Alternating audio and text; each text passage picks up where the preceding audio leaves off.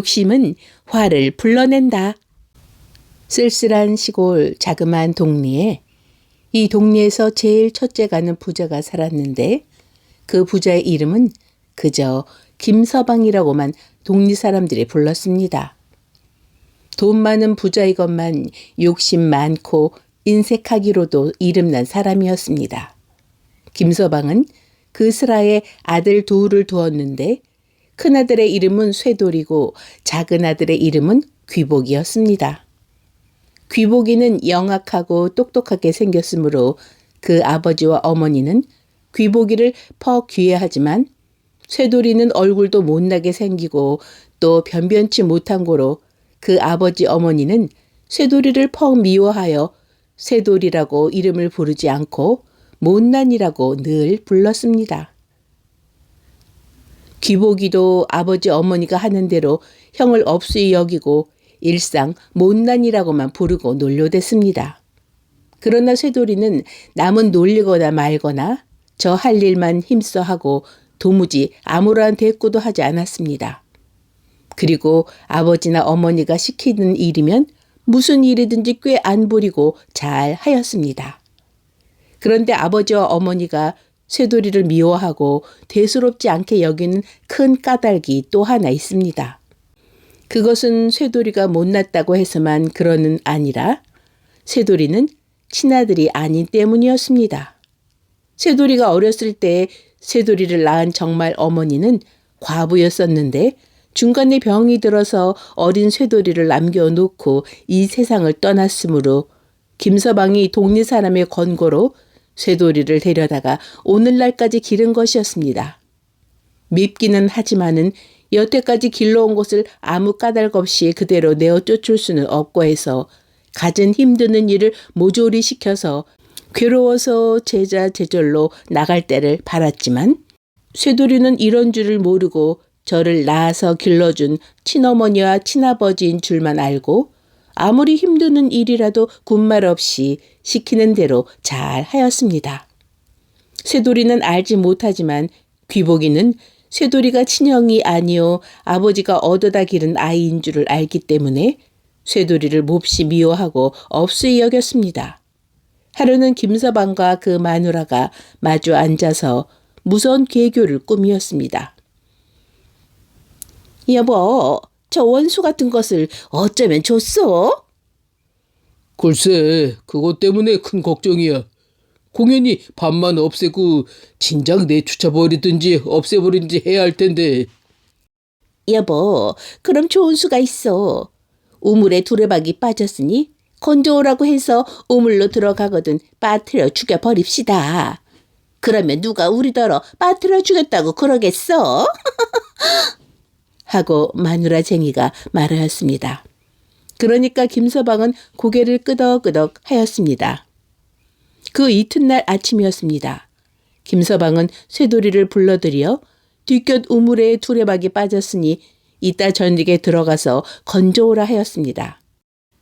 쇠돌이는 낮에는 산으로 나무하러 갔다가 저녁에 돌아와서 아버지 본부대로 굵은 동아줄 하나와 두레박 건지는 갈고리 하나를 가지고 우물 앞으로 갔습니다.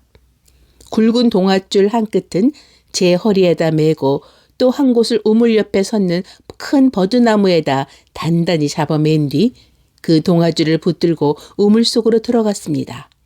이때 김서방은 그 아들 귀보기를 시켜 잘 드는 식칼로 버드나무에 맨 동아줄을 끊으라 하였습니다. 큰일 났습니다. 이 동아줄을 끊기만 하면 쇠돌이는 가엾이 깊은 우물에 빠져 죽을 것입니다. 우물 속에 있는 쇠돌이는 이런 못된 흉계가 우물 밖에서 일어난 줄은 꿈에도 몰랐을 것입니다.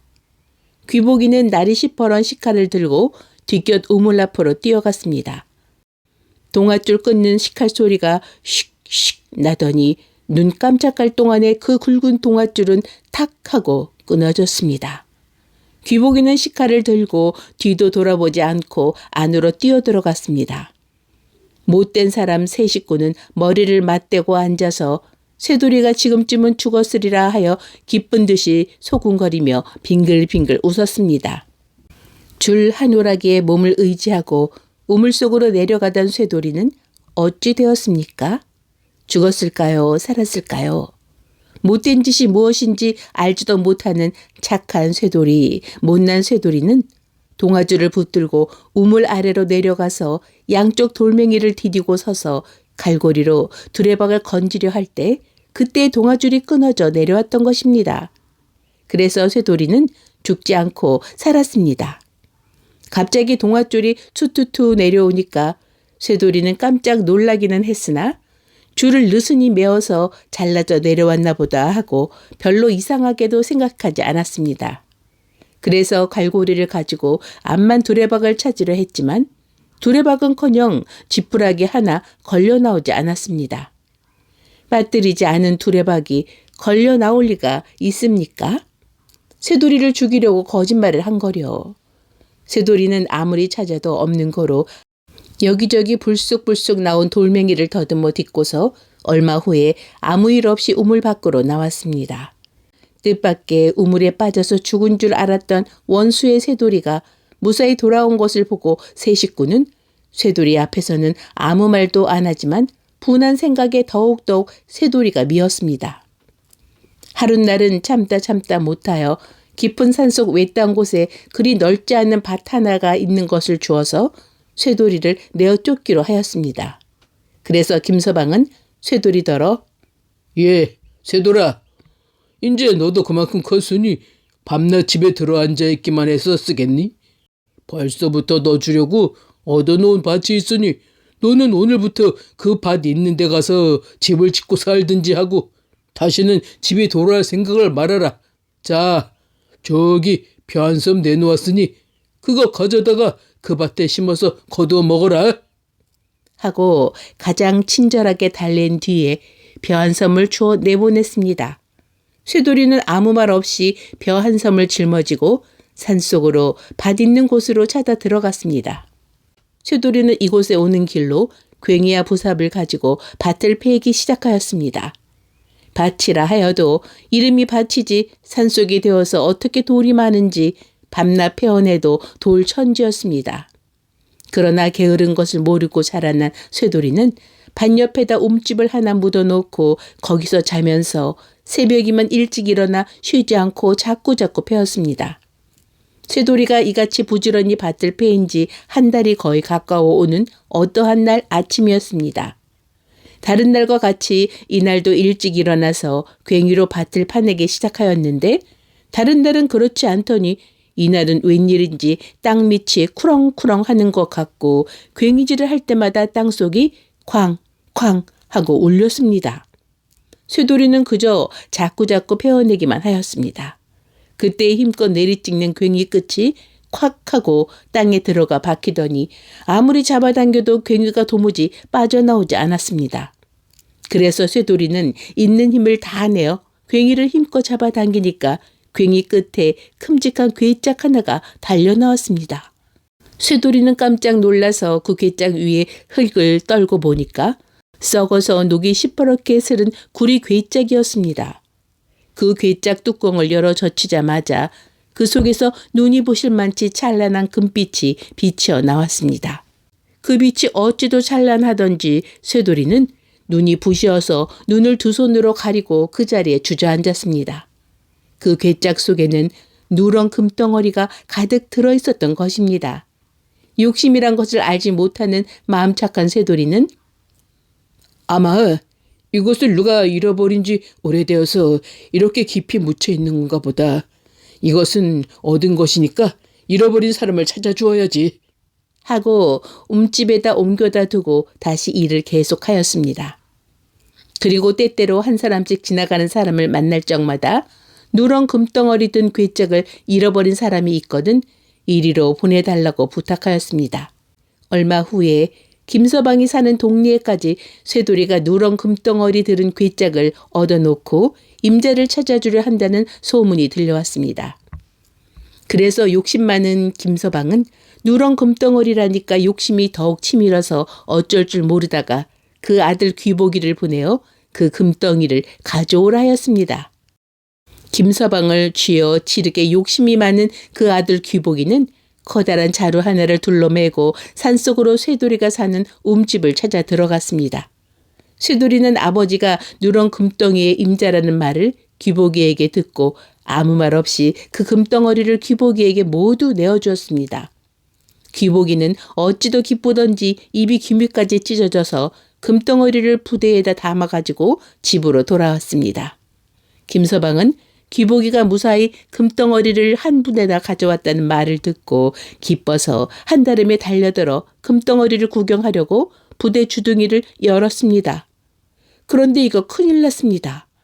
부대 주둥이를 열자마자 그 속에서 뽀얀 연기가 풀썩하고 나더니 연기 속에서 머리에 뿔이 돋치고 얼굴이 무섭게 생긴 온 몸뚱이가 새빨간 귀신 하나가 방망이를 들고 뛰어나오더니 이놈아, 이 도적놈아, 이 금이 네 것이냐? 응?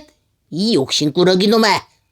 하고 소리를 지르면서 김서방 앞으로 달려들어서 머리, 팔, 다리, 엉덩이, 허리 할 것 없이 함부로 후려 갈겼습니다. 어떻게 몹시 맞았던지 김서방은 다 죽어가는 목소리로 에이구, 잘못했습니다. 용서해 주십시오. 다시는 안 그러겠습니다. 하고 애걸복걸하였습니다. 이놈아, 나는 동귀신이다. 자, 그럼 당장에 이 부대 속의 금덩이를 조금도 남기지 말고 다시 쇠돌이게 가져가거라. 만일 그렇게 안 하면 이걸로 때려 죽일 테다. 하고 방망이를 휘젓더니 다시 뽀얀 연기가 되어 부대 속으로 들어가 버렸습니다. 부자는 쓰러진 채 일어나지도 못하고 귀보기를 시켜 도로 쇠돌이에게 이 금덩어리 든 부대를 갖다 주라 하였습니다. 쇠돌이는 귀보기가 가져갔던 누런 금덩어리를 도로 가져오는 것을 보고 이상한 생각이 나서 물어보려 하니까 공지가 빠지게 달아나는 고로 묻지도 못하고 그대로 받아두었습니다. 며칠 후에 김서방은 돈 귀신에게 매맞은 것이 분해서 견디지 못하여 분풀이를 하려고 쇠돌이를 찾아왔습니다. 쇠돌이는 뜻밖의 아버지가 찾아온 것을 보고 퍽 반가워하면서 아버지, 오셨습니까?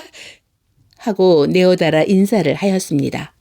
김서방은 가뜩이나 화가 나는 김에 더 열이 나서 주먹으로 쇠돌이의 뺨을 갈기면서 이놈아, 아버지는 무슨 아버지야? 금덩이란 말을 듣고 가져갔다가 이렇게 몹시 맞아서 죽게 되었다. 이것은 모두 네 탓이다. 그래, 분풀이를 하러 왔으니 너 좀 견뎌봐라.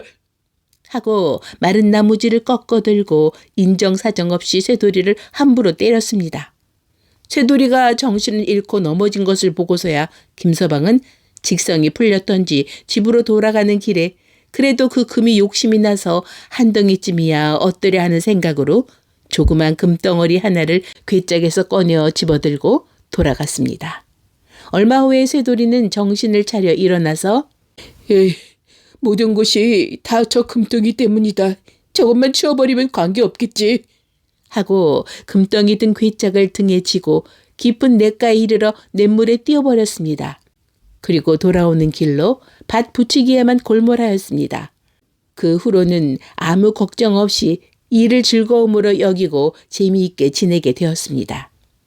그리고 김서방은 금덩이 하나 가지고 간 뒤로 밤이면 동귀신이 나와서 집안 사람들을 못살게 굴다가 나중에는 귀신이 그 집에다 불을 질러버렸습니다.